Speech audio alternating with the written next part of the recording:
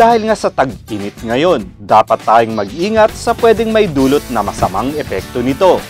Lalo na sa ating kalusugan, nandyan ang sunburn na sumisira sa ating balat kapag tayo nakababad sa araw ng matagal na walang proteksyon. At may isa pa na may tuturing nating isa na sa pinakadelikado na pwedeng mangyari sa atin. Ito ay ang heat stroke, isang medical condition na ang sanhi ay ang pag-overheat ng katawan.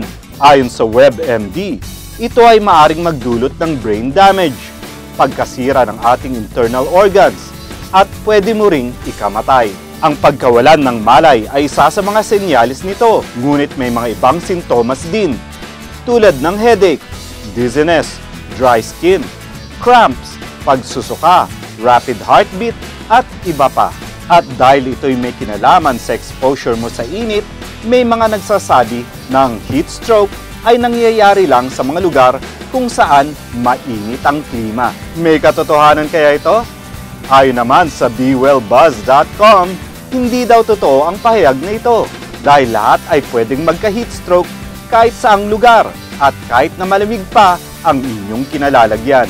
Ang isa raw sa pangunahing dahilan sa pagkakaroon ng heat stroke ay ang extreme physical activity. Ang matinding pag-exert ng effort at enerhiya ay mapanganib sa katawan ng tao kahit sino ka man at saang lugar ka man naroon.